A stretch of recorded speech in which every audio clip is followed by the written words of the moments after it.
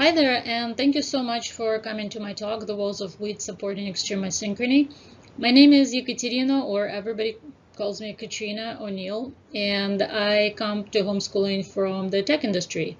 I am a distinguished technologist and principal security researcher at OpenText, and I'm also a doctoral student at Bridges Graduate School of Cognitive Diversity in Education.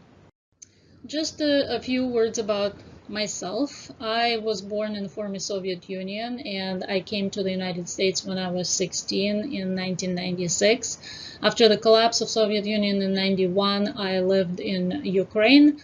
I have a bachelor's and master's degree in computer science from University of California in San Diego, where I met my future husband and father of my two wonderful children.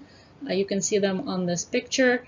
And my two kids are neurodivergent or twice exceptional. And for those of you who are not familiar with the term, this basically means, the twice exceptional term means that they're basically gifted, so they have high IQ and high intelligence in certain areas, so that's their one exceptionality. And they are also have learning challenges, and so that's their other exceptionality. So that's what the term means. And honestly, I owe my journey into neurodiversity and into homeschooling to my kids, because prior to that, because I was born in former Soviet Union, I didn't know very much about giftedness, neurodiversity, twice exceptionality, learning differences. And so really our journey started with our kids, even though the more I learn about neurodiversity and twice exceptionality and giftedness, the more I see it in myself and other family members. In addition to being a cybersecurity professional, I love music. I am the biggest Queen fan. I play piano and guitar. I graduated from music school in Ukraine. I love books. This is my go-to hobby. If I have free time, that's what I do. I read books or I listen to music. And, a few years ago, my son set a goal for our family to visit all of the national parks in the United States in the next several years. And so we've been working towards that goal. And as far as I know, I think right now we're at 38 national parks. And I have to say it's getting harder and harder to visit them, because they're in, the ones that are easily accessible, we've visited already. So now we have more remote ones like the ones in Alaska to visit. But we're still working on that goal, and we hope that eventually we'll get it done, even though there's another obstacle now because they keep adding more national parks. But we'll see. So, as I mentioned, my journey into homeschooling and the world of neurodiversity, twice exceptionality, and giftedness started with my kids. Specifically, I treat the first day of my son's first grade the beginning of our journey, because kindergarten actually worked fine for him, even though we were worried because both of my kids went to a bilingual preschool, because we're both bicultural and bilingual, and even my husband speaks a little bit of Russian, even though he is a native to the Bay Area. And so the preschool they went was pretty academic. That's where they learned how to read in both Russian and English. That's when my son got introduced to his future passion, which is science. And so when we were thinking about enrolling him in a kindergarten in a public school, I was a little bit worried because I was afraid that he would be bored. But kindergarten went great because he had a wonderful teacher. She was very supportive. And even though during our first parent-teacher conference, she did mention that he has a hard time transitioning from one task to the next, and honestly, at that point, I was thinking to myself, why is it so bad? Why that my child wants to finish what he started? But, if you're familiar with how elementary day is structured, transitions happen every 5 to 10 minutes, and obviously that wasn't working for my son or his teacher. But in any case, kindergarten was great because the teacher understood my son, and he loved her, and she was very supportive. But unfortunately, starting with first day of first grade, when my son came up to his new teacher, since, every year in elementary school, at least, you get a new teacher, and he was trying to give her a hug, and she sort of distanced herself and said, you know what, you're a big boy now, we don't hug. And so somehow it all started going downhill. We started getting bombarded by email pretty much every day from school saying that he wasn't being compliant, he wasn't doing what he was supposed to do, he wasn't working well with his partner, he hid behind the room 15 steps because he didn't want to participate in PE, he was making noises during mindfulness, he couldn't work, couldn't do the group plan, and so on and on and on. We were just bombarded by these messages constantly. And it was extremely stressful and caused a lot of anxiety in both myself, my husband, our entire family, because we didn't understand what was going on. We were so confused because the way we knew our son, we knew him as being very intelligent, very, very curious. We knew that he had this insatiable thirst for knowledge. And so we were very confused by these messages because that's not the side of him that we were seeing at home and previously prior to his first grade. And so, but the messages continued, and that caused a lot of anxiety in not just us, the parents, but the son, because pretty much all he was hearing in school is how he wasn't doing things. He was only hearing about his, so to speak, deficits, and so his anxiety went through the roof, and unfortunately his self-esteem went down. And this is a huge problem with our kids, especially sensitive kids, because restoring that, losing self-esteem is very easy, but restoring it takes years, and sometimes it doesn't even happen. And so again, we were so confused and tried to understand what's going on. I had these frantic searches on Google, and eventually, after lots of research, I came across this webpage with a list of characteristics of twice exceptional children, a term that I didn't know at the time because, again, I was born in Soviet Union, and in Soviet Union, nobody talked about giftedness, twice exceptionality, learning differences, or anything like that. And so when I looked at this list and seemingly disparate traits that were listed there, ranging from food sensitivity, picky eater, high energy, difficulties with sleep, to just drive for knowledge and things like that, I was like, oh my God, this is about my son. Like, my son is probably twice exceptional. And so that's how I at least learned the term, and that's how I at least knew what to look for when I was trying to understand what is going on with my son and how to support him. And so that's when I looked for a psychologist who was specializing in twice exceptional children, and we did an evaluation with her, and she did say that he was twice exceptional, and he was gifted, and in fact later turned out that he is profoundly gifted, which basically means that he is the discrepancy between his one of his exceptionalities and the other is just even bigger. And she also mentioned that he is on the spectrum, that he is autistic, and just a bunch of other things. And so at that point, we going through what I call the 5 stages of diagnosis grief, starting with denial, because first we were like, wait, we were shocked. Again, I knew nothing about autism, I knew nothing about giftedness, and forgive me for all of you in the room who are autistic or know what autism means. I had 8 years ago, when we were going through this, I had this preconception of what autism means, and I was trying to compare it to what I was seeing in my child, and it didn't seem like that was it. And so I was like, no way he's autistic, absolutely not. And similarly with giftedness, I mean, I knew he was smart, my whole family is smart, like we were intellectuals, we love books, we love talking about having deep conversations, but it never occurred to me that he is gifted, and especially that he is profoundly gifted. Again, I didn't even know those terms existed. I didn't think he was a genius or a prodigy. And so when the test came out and said that he is in the 99.9th percentile in intelligence in certain areas, I was like, no way, this is all fake.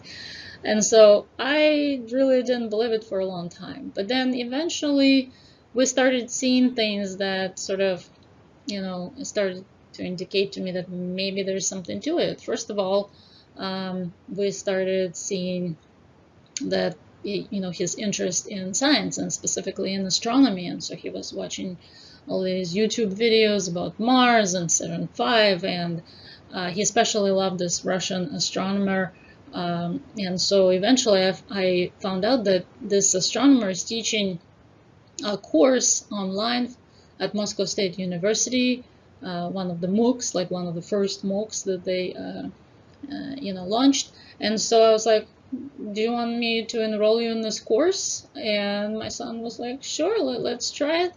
And we had no expectations. We didn't know what was going to happen, but he absolutely loved it. And he, did all the assignments. And in fact, he was even writing essays about astronomy, even though he had lots of trouble with writing in school because he also had dysgraphia. And I was helping him out. I was his scribe, so to speak, because he didn't know how to type, and in an online course you have to submit everything electronically. So he would dictate to me his thoughts, and I would type them up, and then we would submit them, and the feedback was super positive. And so he did really well in this course.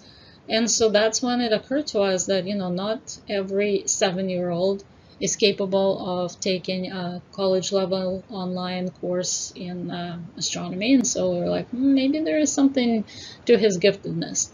And then on the other hand, we started seeing things that the psychologists talked about with respect to autism, such as trouble with understanding social cues, reading the room, and also things like interpreting things literally, which honestly I didn't quite understand when she mentioned it. But eventually I did, and there were a couple of examples of that. First, I remember around 3rd grade we were learning with him what a metaphor is, and so he had a very hard time understanding the concept of a metaphor, and it just didn't make any sense to him what they were trying to say with a metaphor. Eventually he got it, and in fact he loves puns. He is like full of puns and always jokes with puns now. And then another time, it was much later, he was already in 7th grade, and I remember him doing this homework where he had to watch a video and then fill out a worksheet which basically had just one question on it. And the question said something along the lines of, what is the most important thing you learned after watching this video? And I remember him being so stuck on this homework. He was sitting in front of a computer for 2 hours trying to figure out what to write, how to answer this question. And I was like, I don't understand. This is like one of the easiest questions you could come up with in my mind. Why is this so hard for you? And he also couldn't explain it to me at first because he has difficulties explaining how he feels and what is difficult for him and asking for help in general. And so eventually I understood that the problem was that, first of all, he didn't learn anything after watching this video, so he didn't know how to answer the question of what did you learn about. And then there were multiple important things mentioned in the video, so he didn't know how to choose the one to, again, respond to the question on the worksheet. So that was when I understood what taking things literally and interpreting things literally is. And so at that point we were like, okay, so maybe there is something to it. So we came out of denial, and so we started talking to people and explaining to them what we're dealing with. And that's when we found out that people don't understand what we're dealing with. So the people who knew our son from his strengths didn't understand why he's struggling, and people who knew him from his so to speak, deficits and his challenges, and couldn't understand why, how come he can be the smart. And so this created a lot of anger in us. So we entered the second stage of diagnosis grief, because nobody understood what we were dealing with. And so then we, went into bargaining, the third stage. So the report that we got from a psychologist contained lots of suggestions for what to do, what other assessments and evaluations to go through, what therapies to try. And so this was this long list, and we were like, okay, we were determined to go down this list and do everything. And first of all, I do not recommend doing all of these therapies and evaluations at once, because this is extremely overwhelming. And honestly, when you solve one problem, it might solve many others. So you really need to understand what is the underlying problem. But that's probably a topic for a different presentation. And so, we were just in this mode, though, because we were naive and uneducated about all this at the time, that, well, if only we're gonna, if only we do all of these therapies and this one last thing, and everything is just gonna be fixed, right? Well, turned out, no, that's not the case. And so we, the anxiety was continuing in all of us, the stress was continuing, we kept, receiving all of those messages from school.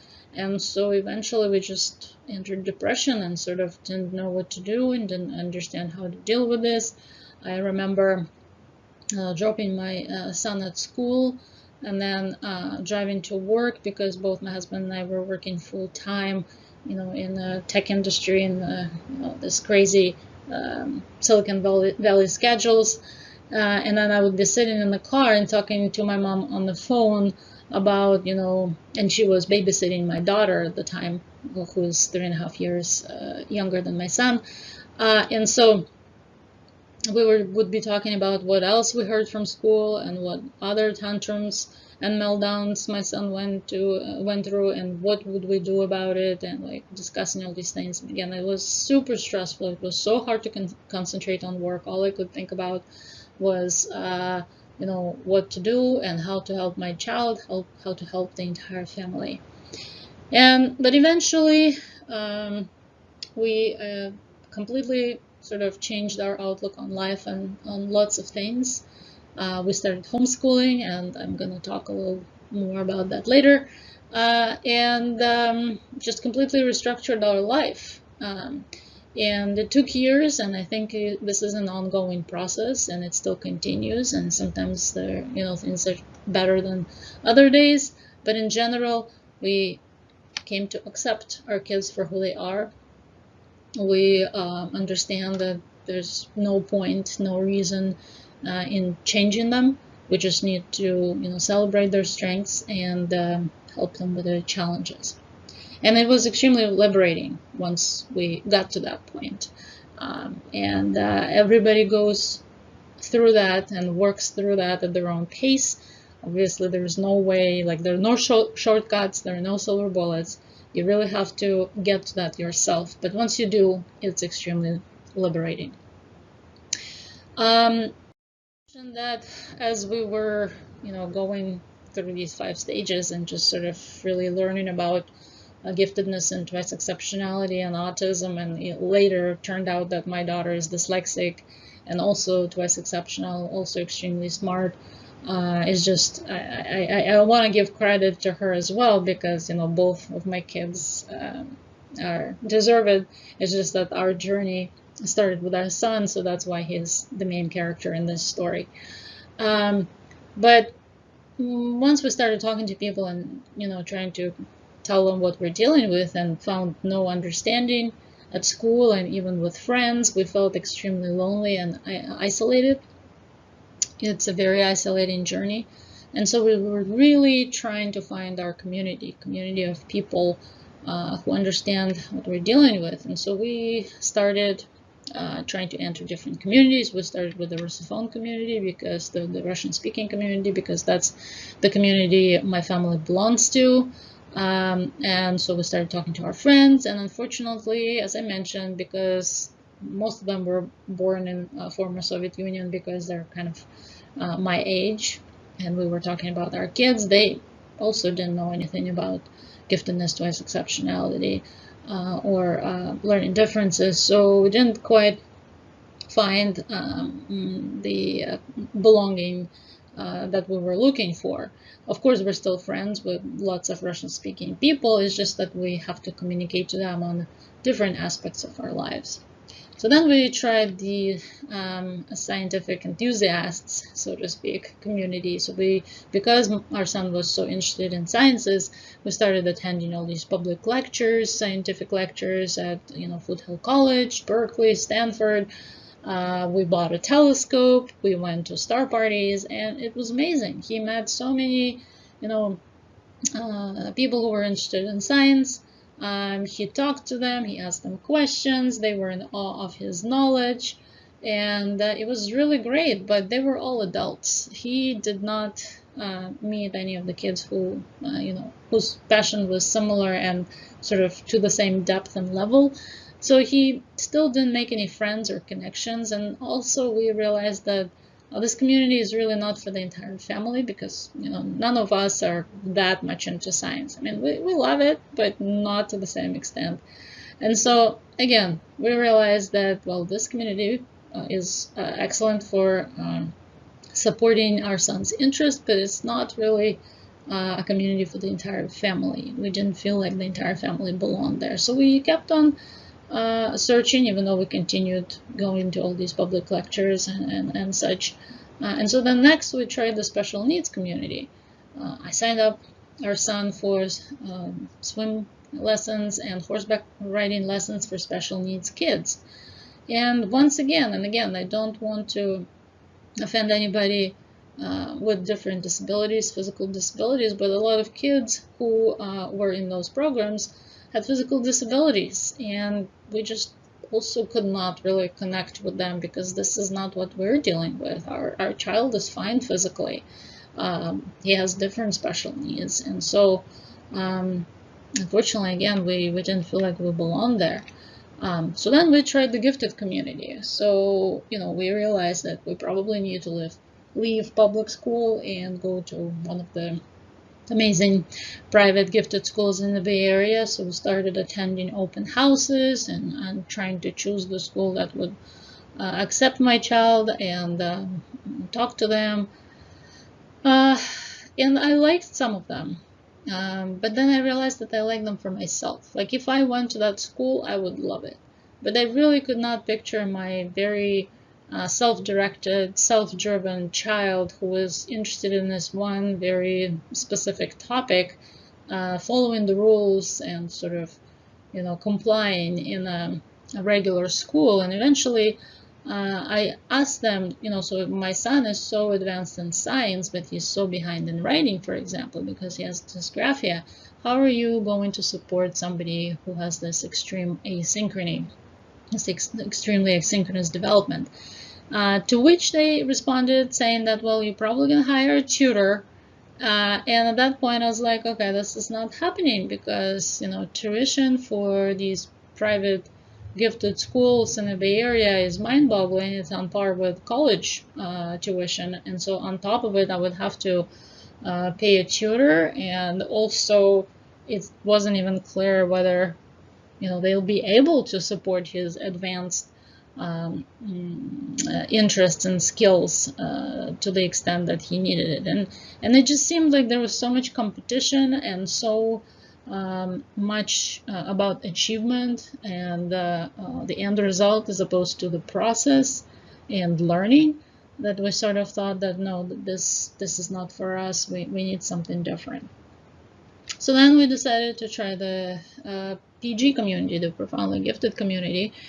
And we joined an organization that serves profoundly gifted families, and we went to several retreats at this point. We just came back from one this year, and it was amazing. My kids immediately somehow connected and felt at home in those retreats, and even though they didn't make friends that they communicate with between the retreats, but when they're there, they felt at home, and then for the first time, they could really communicate and connect to their peers, kids their age, because previously they would be talking to adults, especially when I'm talking about my son. But of course, I don't know if this is my imposter syndrome or something, but I always wondered, do we really belong to this PG community? Are we really that smart? But the kids love it. And so we continued our search, and finally we tried the homeschooling community. And we found it to be the most inclusive and the most accepting of various types of people. I remember coming to the conference, the homeschooling conference, 8 or 7 years ago, and just being in awe, listening to all the talks and talking to people about their experiences. And I realized that people homeschool for very different reasons. Some people homeschool because they feel like the school does not support their kids' needs, be it on the giftedness side or the special needs side. Others homeschool because the physical health is not supported in schools, for example, like they use, a special type of chemical and refuse to not use it, and the kid cannot tolerate it, and so the family is just forced to homeschool. Others homeschool because they want to travel all over the place, because this is another way to learn about the world or learn foreign languages and foreign cultures. Others homeschool because they, participate in sports and ballet, and their schedule just doesn't allow them to go to school. So people homeschool for various different reasons, not just religious reasons, which is the usual sort of stereotypical view of why people homeschool. And again, that's the view I had when we were just learning about homeschooling. And again, forgive me for being so naive and uneducated, but I'm so glad that I, came to this community. I came to the homeschooling conference, and this community is where we made the friends with several families. We realized these families sort of share the same values with us, and they're kind of on the same wavelength. And even though they maybe not, check off all of these aspects that we were looking for in friends, because those are the aspects of that represent our family, like Russian speaking and science enthusiasts and special needs and gifted and PG and homeschooling. But they check off enough that we really feel connected to them, and we really feel like we belong in this community. And if you look at this Venn diagram, you'll see that the circles that represent different aspects of our family, the intersection of them is this tiny spot in the middle. And so, of course, no wonder we had so much trouble finding our people, finding our community. But here we are, and we always look for more, and we, are so grateful that we were able to use this community, this homeschooling community, to find our friends. And so I started wondering, last year I actually decided to switch gears a little bit and go to do a doctoral program at Bridges Graduate School of Cognitive Diversity and Education, because I kind of felt the need to spread awareness about neurodiversity, dress exceptionality, giftedness, and also and especially help other families who are just starting on this journey, because I remember being at the beginning of the journey, and I remember it being very stressful, isolating, and lonely. And so I really wanted to take my advocacy beyond just one family of my own and bring it to other people. And so I thought that the best way at the time, right now for me to do that is to go to graduate school and get a formal degree, and find a community of like-minded peers, and make connections and network, and figure out how to continue my advocacy from there. And so I started wondering also whether our family's journey was unique or whether other people are going through the same thing. And so while at graduate school, I started looking at all these different studies. And so I found several studies, and they even came out of Bridges graduate school, that indicated that, well, no, people with, who have twice exceptional kids or are twice exceptional themselves go through similar issues. They go through a lot of stress. So, for example, these two studies by Dr. Dann and Dr. Monterusso indicate that there is toxic stress in twice exceptional families, both for the parents, because parents basically have to become advocates for their kids, because just like our family, they realize that, the society and the world in general are unaware of how to support our types of kids, even though that we thought that, well, we were not the first ones, right? People figured this out. Well, it turns out that no, people have not figured it out. But the toxic stress existed not only for parents but also for students, because lots of our twice exceptional students are quirky and they don't fit in and they're bullied. I remember my son definitely was bullied in his elementary school. Maybe not like terribly, but I've definitely seen a couple of times kids saying things like, "Oh, you're a class clown," and "I'm glad you're not in my class." But honestly, I don't know whether this is a blessing or a curse, but because he is on the spectrum, he often was kind of oblivious to these things because he didn't know how to read the room, and so it felt like he didn't understand that those were directed at him, and so it actually sort of worked for him because he didn't know, because I'm sure that if he knew that those things were directed at him, he would feel even more anxious and even more stressed. And by the way, these quotes are from parents from these studies. So why meeting the needs of twice exceptional children is so difficult in the classroom? And here are some indications, and some support for that statement. The two studies that are mentioned here all indicate that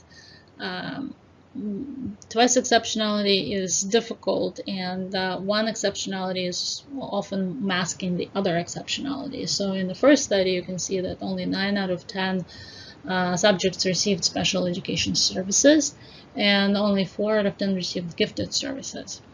In the second study, none of the subjects were recommended for gifted services, because often, again, just like with my son, the challenges sort of mask the strengths, and so everyone around assumes that these kids cannot be gifted. Plus, in my school district and most of school districts in the Bay Area, there are no gifted services in general.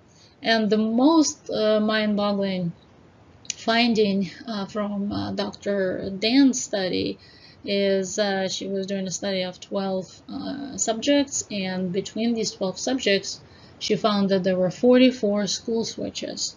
So this is just amazing and crazy and really sad. And in fact, another one of my friends and classmates from Bridges Graduate School is currently doing a study on why kids and their parents switch schools. So if you're interested in participating in that study, talk to me later, and I will figure out how to get you in contact with my friend. Furthermore, parents experienced a lot of stress during assessment process, just like we did, the 5 stages of diagnosis grief. Some districts just simply denied people assessments, and it actually happened to us only with our daughter. So our daughter is dyslexic, and right from the very early on, I thought something was different about her compared to my son, even though I know you're not supposed to compare your kids to each other, but I mean, we still do, right? Because this is the only data point that I had at the time. I only had one child at the time, and so I was comparing my daughter to her, and I don't remember teaching my son digits, for example. With my daughter, I remember how much she struggled understanding that this symbol represents a 2 and this other symbol represents a 3 and so on. We had to like talk to her every evening and sort of repeat those things over and over again. And then she had trouble, remembering days of the week and months of the year. And then even though she is almost 12 right now, if you ask her how many days are in a year, she probably won't be able to tell you. But you give her a story and she can recall everything from, 7 years ago that she read. Everything about all the characters, what they were wearing, how they connected to each other, how they felt about each other. It's just amazing. Her brain works completely differently, and it's actually another challenge, especially for me, for a parent whose brain works in a different way, to really understand and support my kids. But in any case, so she, even though I kept talking to her teachers from starting from kindergarten, that she is having trouble with all those things, and then she is flipping letters, which my son never did. But they all said, no, it's developmental. She will outgrow it. Everything's fine. Her reading comprehension is excellent, so don't worry about it. But it kept happening and happening and happening. And finally, in 3rd grade, when she was 9, finally they did assessment and found that she is indeed dyslexic, and her spelling was in the 3rd percentile, whereas her reading comprehension was in the 99th percentile. And unfortunately, at that point, we weren't given services because she was not behind. That's another story. But anyway, and so lots of parents feel overwhelmed and anger and confusion, just like we did. Lots of them, it seems like, go through these 5 stages of diagnosis grief. But in terms of, what specific characteristics of being twice exceptional present challenges for schools. And here's another study that I looked at. And so there are basically 2 main 2E characteristics that do present difficulties for school. One is high intellect with intense interests. So, this quote is as if it's about my son, that it came from this study. Like, he was the one who, like, at 4 or 5 was reading these huge thick books with like little letters in them about the birth of stars and such, written by real scientists. And we were like, oh my god, what do we do with this kid? And the other one is asynchronous development. So that's in the title of my talk, asynchrony. So these kids could be doing math that's like several years ahead, but they don't know how to tie their shoes. They don't know how to regulate their feelings. They don't know how to socialize, and so it makes it very confusing for teachers. Obviously, it makes it very confusing for. And so other reasons why twice exceptional kids are not supported well in the classroom is because teachers maintain inappropriate expectations, right? So that's exactly what I was just saying, that they, because these kids are so smart, they expect all of the other characteristics of these kids to be at the same level, but they're not, because of asynchronous development. And finally, teachers lack structural flexibility. So again, teachers thought that, well, this is the way we do it, this is how it needs to be done, and they would not want to, diverge from this way of doing things. And again, obviously there are different teachers, and obviously there are different schools, but this was our experience. This was in our experience, and it seems like lots of other twice exceptional families had similar experience. And so again, this quote is also as if about my son. So at that point, after he took the online course from Moscow State University, I started looking for other similar courses, and so I found one at Foothill College, and I believe it was something along the lines of like physics for poets or something like that. I don't remember exactly what it was called, but it basically was about Einstein's theory of relativity, which my son was really into, and it required no math. It was all conceptual, and so I thought, great, this is exactly what he needs. And so I looked up what needs to happen in order for me to enroll him, and it turned out that he needed a paper signed by the principal of his school to let him enroll in this class. So I wrote to the principal, and of course she was in shock and said no, kids like his age in elementary school need to play at home instead of attending courses at 8 p.m. At community colleges, and so she wouldn't sign that paperwork. Then I reached out to the professor specifically, and he was very nice and responsive until he learned how old my son was, and then he stopped responding. And so eventually, because we were going to all these public lectures, we went to one of the lectures at UC Berkeley, and it was given by Dr. Philip Beno, which is one of the best professors ever, and in fact he was voted one of the best professors at UCSD for several years in a row, and he's just amazing. He is a very prominent astronomer, of course my son was asking him tons of questions, and eventually at the end he offered him to audit his course at UC Berkeley.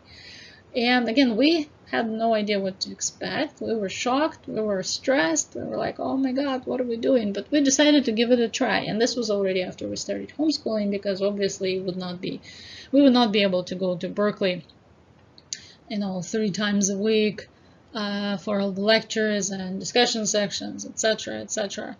And so we decided, okay, we'll just give it a try and see how it goes. And it was just amazing.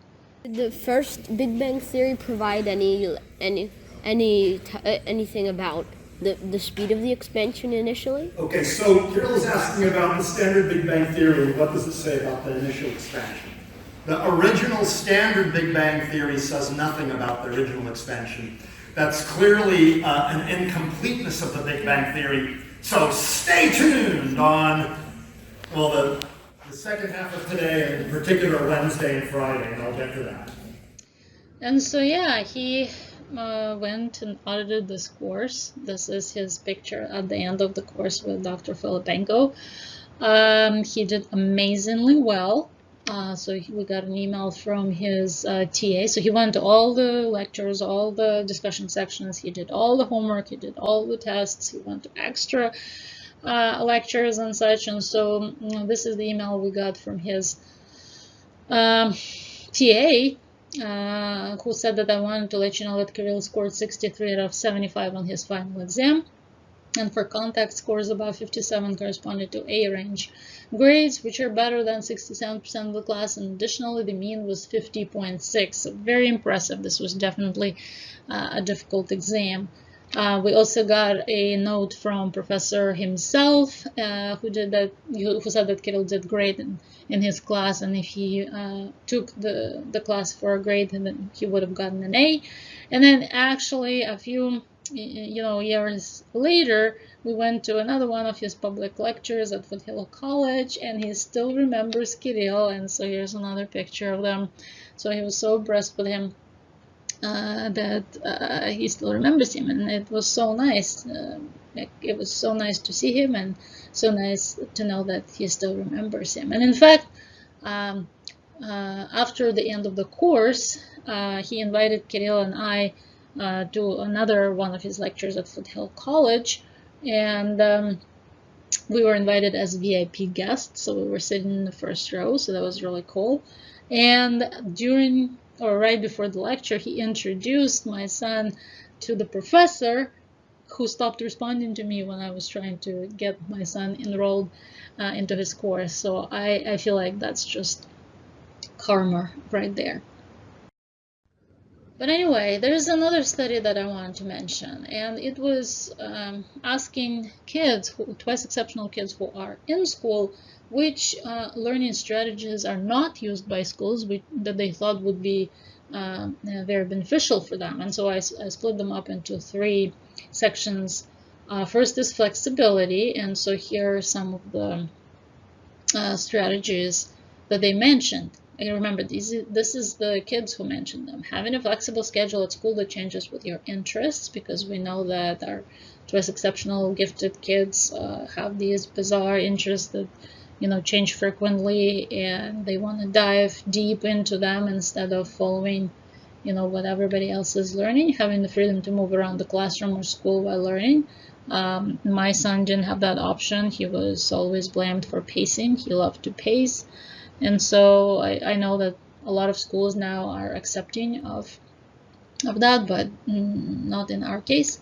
Negotiating deadlines was another one. Freedom to work on an assignment until you decide you're finished, because again, lots of our kids really want to dive deeper and really understand a certain topic instead of moving on. Remember those transitions from one task to the next that my son had trouble with starting in kindergarten. Freedom to explore a topic even after the class has moved on, so a similar thing. Learning things that are different from what anyone else is learning in class, again, because of all the obscure interests that our kids have. And choosing who will hear to see what you have learned. And deciding how your work will be graded, basically. The second theme was access to experts and mentors. And so talking with experts would be super beneficial. Having a mentor, learning by doing research, hearing an expert's thoughts about your work, and having your work marked in the same way an experts would be judged. And again, this is exactly what my son experienced by going to this class in Berkeley. And remember me mentioning how his self-esteem went down when he was in school? Well, guess what? After that course, his self-esteem went up. It was so beneficial for his self-esteem, because he was in this environment learning about things that he was interested in. He was appreciated. His questions were appreciated by both the professor and the students around him. He could really connect to them and really talk to them about what was interesting to him. He also used, like, astronomy was used in his case as an entry point into learning other skills that he needed to learn, such as algebra. He did not know algebra when he started taking that class, and so he kind of had to learn it on the fly. And that was the first time that he said, oh, I actually like this math, because that it made sense. He understood why he needed math. It wasn't just like something disconnected that he was learning in school. It was connected to specific problems that he was trying to solve in the area that he was interested in. And he also improved his writing, even though he has dysgraphia and he hated writing, because he needed to explain his thoughts about astronomy on paper. He was willing to write those because they were about astronomy, and so he greatly improved in formulating his thoughts. So that was an amazing experience, really. Yeah, so things. And so what is the point I'm trying to make? Well, guess what? Homeschooling really allows you to use all of those strategies that cannot be used in school. So in terms of flexibility, schedule is extremely flexible for homeschoolers. When we just thought about homeschooling, to me it seemed like it would be crazy to start homeschooling just because my kid would get more sleep. But really, sleep is so important, because if you don't get enough sleep, forget about learning, forget about working if you're an adult. You can't really do anything. This is foundational. You have to be rested, and you have to be in a psychologically safe environment. And when you're waking up every night with nightmares, and then you have to get up at 7 a.m. to go to school, there is no learning happening. Obviously, we could take vacations and educational trips anytime we wanted, when it was cheaper and less crowded, because we were not tied to a school schedule. We could avoid traffic and crowds if we're going to museums, for example, because we could choose to go during school hours. There are many different ways to learn, and in the state of California, there several ways to homeschool. So you can, homeschool through an independent study through a school district, even though fewer and fewer districts offer that opportunity. You can homeschool through a charter. You can homeschool through a private school affidavit. You can be learning at home, which is not something I necessarily recommend. So a lot of people have this preconception about homeschooling as being, sitting at the kitchen table and filling out worksheets and reading thick textbooks.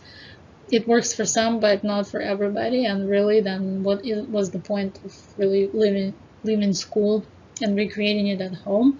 There are other ways to learn, though. And even at home, there are other ways to learn. You can be, in addition to just following a curriculum, you could be reading books, you could be listening to podcasts, you could be watching documentaries. You can be doing online classes. There are also micro schools, a la carte classes that you can take from vendors and experts in the field who are passionate about their subject. You can have mentors, co-ops, online schools, community college. There's so many different options. And then there's obviously an ability to constantly adjust, which is super important in our case, because sometimes things work for 3 months and then you have to change something.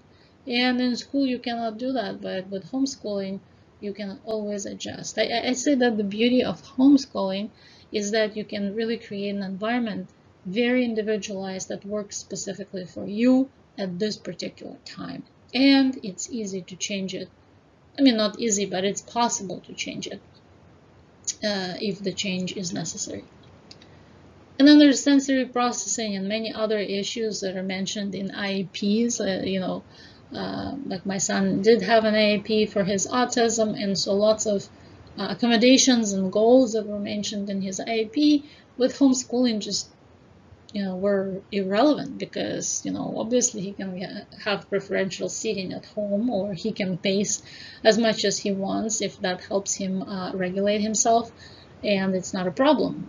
In school, it was a problem. Access to experts and mentors, I think it's pretty clear from my me talking about our experience with Dr. Alex Filipenko. And then in terms of there's just more free time when you're homeschooling to just play and dedicate to interests. Because a lot of time at school is spent to, organize all the students, make sure that everybody understands what they're doing, make sure that everybody is occupied at all times. And when you're homeschooling, you can just avoid all those things and just concentrate on learning, and then concentrate on your interests and socialization. Ability to interact with people with similar interests obviously is a big one, and the ability to interact with people of various ages. So unlike being in school where you're in the classroom with same age peers who don't necessarily share your interests, but you're stuck with them. With homeschooling, you can find the right people, you can find the right groups, you can find the right clubs and the right classes and right park days that work for you.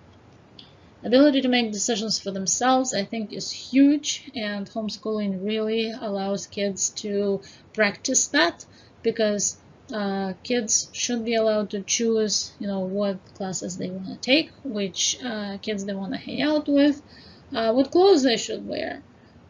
In school, they don't have those options. And in fact, I remember one of the issues, every year schools would do surveys of all the parents, and then they would figure out like what are the most problematic issues that parents bring up.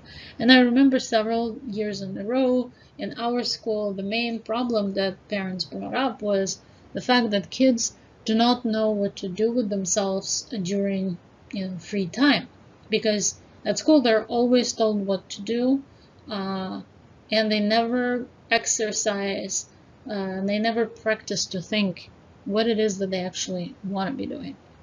Homeschooling provides that practice. More opportunities to have real life experiences. So, you go to the library, you go to a museum, you go to a public lecture and interact with people there and professors there. This is how life works.